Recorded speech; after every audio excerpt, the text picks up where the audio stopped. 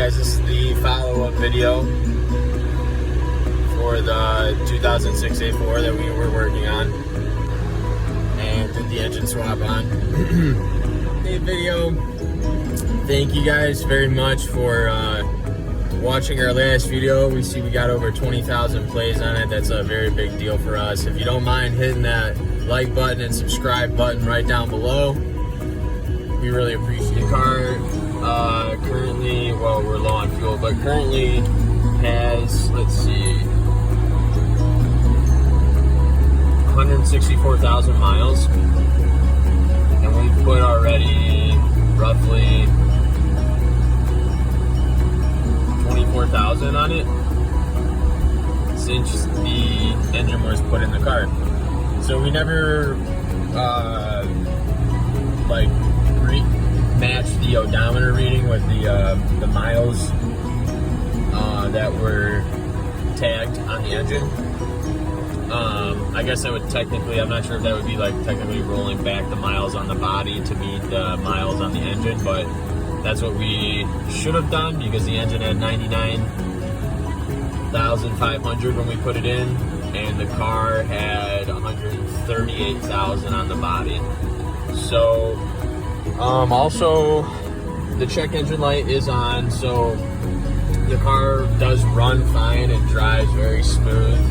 The only issue that I will report, and I think this is actually a common issue with other cars that are this year, 2006 to 2008, in the cold weather, I'm not sure if it's the PCV valve or I have a vacuum leak that's just untraceable because I've looked, but this thing does idle very rough and funny when it is cold and it's been sitting overnight or sitting for an extended period of time.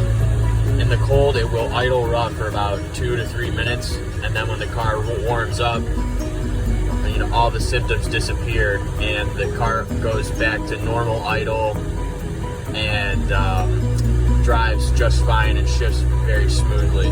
So I haven't really been able to figure that out. I was maybe thinking it's like a secondary air system, but again, unable to really diagnose that. And I did fix an oil leak, a pretty decent oil leak that was coming from the filter housing a couple weeks ago, so I thought maybe that was an issue since it was leaking oil and it would cause some sort of a vacuum issue, but that wasn't it either.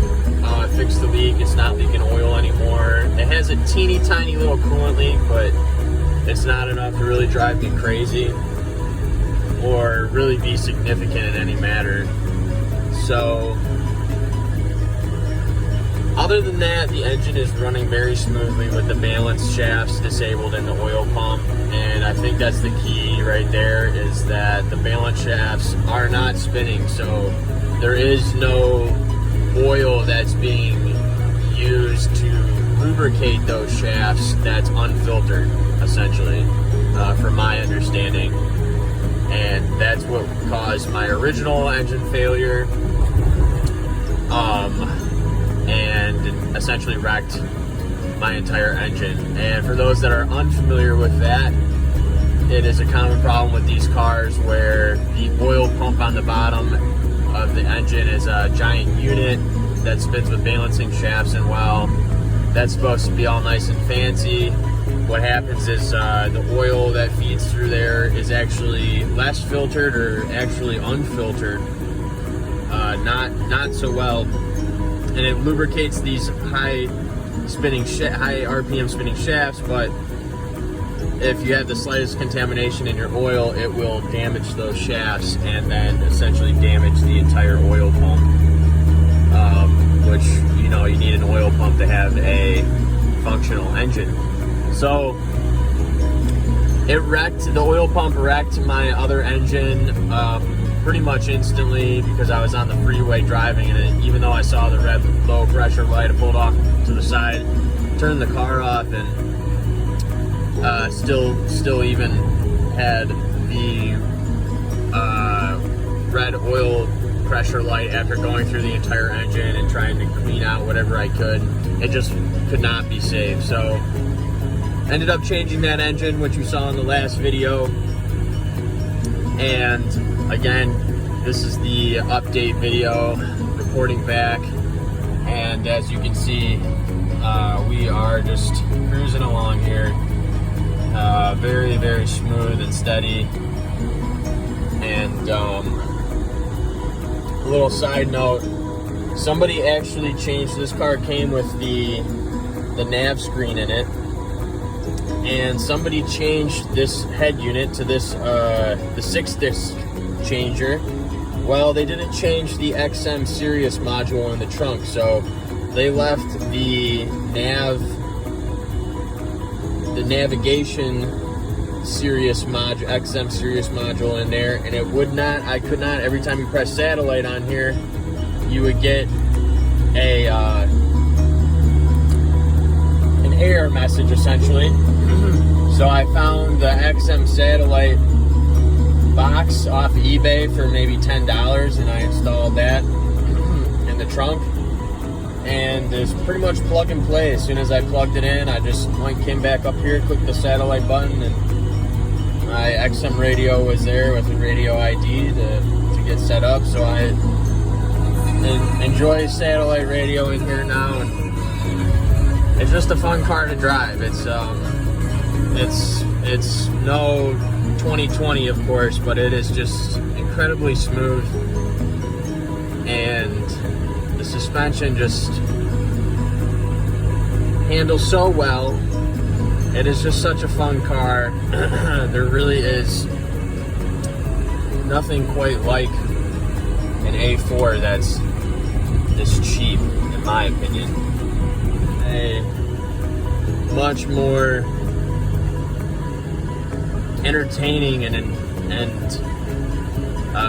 it's a car enthusiast car, is what I'm trying to say. If you do have any second guesses about buying an older Audi, just do it. Just go ahead and do it. And of course, I pull up right behind another VW. So,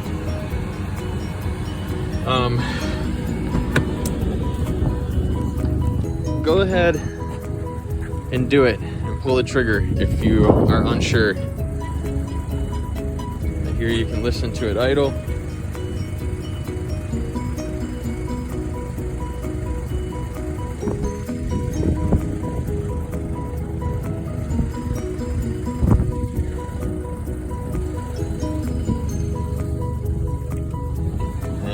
I got the groceries in the back today. So thank you guys very much for watching our last video. We see we got over 20,000 plays on it. That's a very big deal for us. If you don't mind hitting that like button and subscribe button right down below, we really appreciate that. And have a nice day, guys.